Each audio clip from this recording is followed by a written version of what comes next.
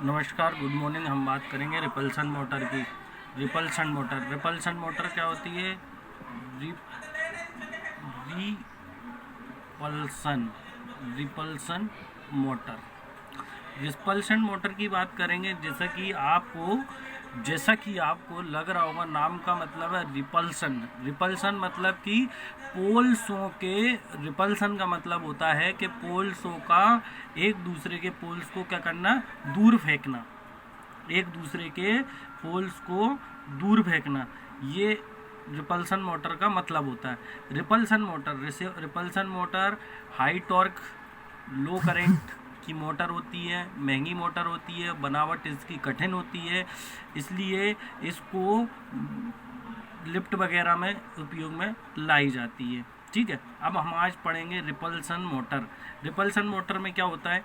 ये आपका stationery field रही और ये रोटेटिंग फील्ड रही। ठीक है, स्टेशनरी फील्ड की ये एक्सेस रही। ठीक है, और रिपल्सन की बात करेंगे तो ये रोटर रहा, ये स्टेटर और ये भी स्टेटरी पार्ट है, और ये आपका क्या है, रोटरी पार्ट।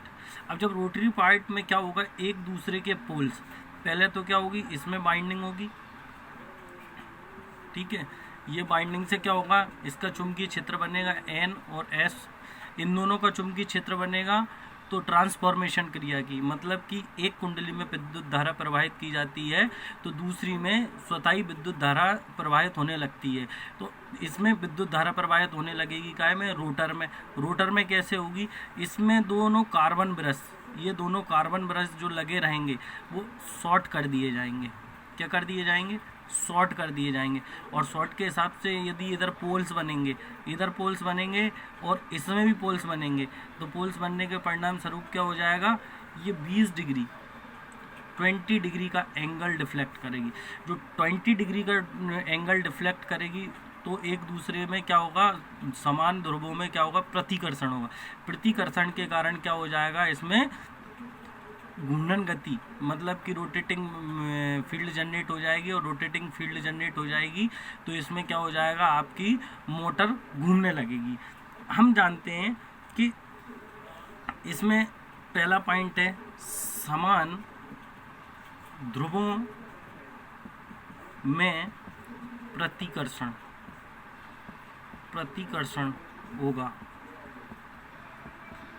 ठीक है, समान गति में प्रतिकर्षण होगा। इसी सिद्धांत पर मतलब रिफ्लेक्ट करने के सिद्धांत पर ये कार्य करती है। दूसरी बात क्या है, मोस्ट इम्पोर्टेंट, यह महंगी होती है। ठीक है, और स्टार्टिंग टॉर्क क्या होता है इसका, ज़्यादा, और स्टार्टिंग करंट क्या होता है, कम होता है। ठीक है, और ये महंगी भी होती है, और इसकी बनावट जटिल होती है। जटिल मतलब कि थोड़ी ज़्यादा मेहनत लगती है। ठीक है, और ये अधिक लोड पर, नेक्स्ट पॉइंट है ये, अधिक लोड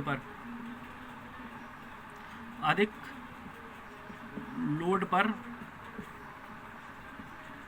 चलाई जा सकती है। ठीक है, और नेक्स्ट पॉइंट है इसकी घूर्णन गति आसानी से परिवर्तित कर सकते हैं।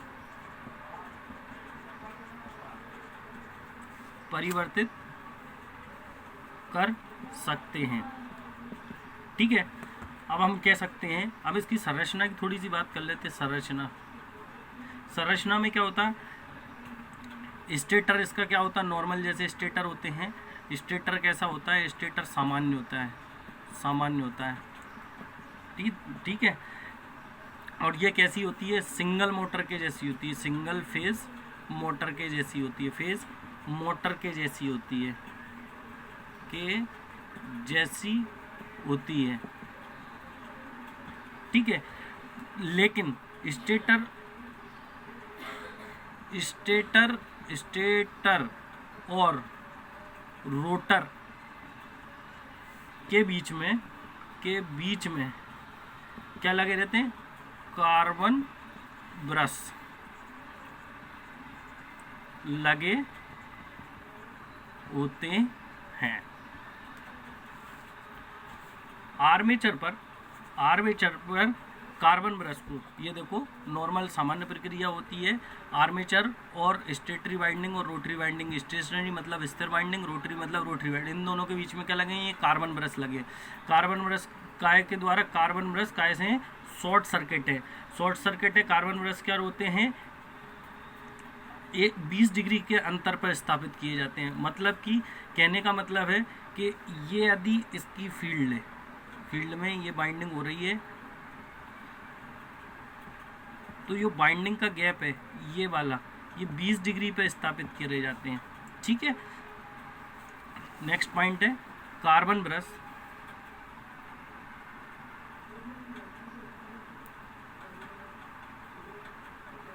तो कार्बन ब्रश लगाए होने के कारण क्या होता है?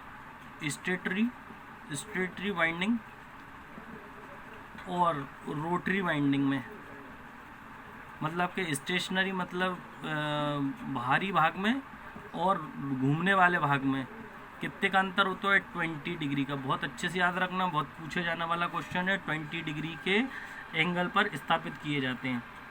ठीक है, अब इसकी बात करेंगे हम काय की, इसी मोटर के कार्य प्रणाली की बात करेंगे। जब कार्य प्रणाली की बात करेंगे तो इसमें क्या होगा? इसको सिंगल फेस में स्थापित की जाती है। स्टेशनरी पार्ट को सिंगल फेज सप्लाई एसी स्रोत से जोड़ दिया जाता है, मतलब फेज और न्यूट्रल के बीच में जोड़ दिया जाता है। ठीक है, जोड़ने के कारण क्या होता है? प्रत्यावर्ती चुंबकीय क्षेत्र स्थापित हो जाते हैं इन दोनों में। जैसा कि आपको पता है, चुंबकीय क्षेत्र लोहे का टुकड़ा है, पटलित कॉर्ड है, मतलब कि पत्तियों से 0.5 mm की पत्तियों से बनाई गई है। तो इसमें क्या होगा? चुंबकीय क्षेत्र बनेगा। चुंबकीय क्षेत्र का काम करेगा ट्रांसफॉर्मेशन की क्रिया से, क्योंकि ये एक पूरा सर्किट बन गया है, क्योंकि इसकी बाइंडिंग को शॉर्ट कर दिया गया। बाइंडिंग को शॉर्ट कैसे करा? कार्बन ब्रश से। तो इसकी विद्युत धारा इसमें प्रवाहित होने लगेगी। जैसे कि ट्रांसफार्मर में होता है कि प्राइमरी साइड में विद्युत धारा दी जाती है तो सेकेंडरी में स्वतः ही प्रवाहित होने लगती है। तो उसी ट्रांसफॉर्मेशन की क्रिया से इसमें अपना चुंबकीय क्षेत्र बन जाएगा।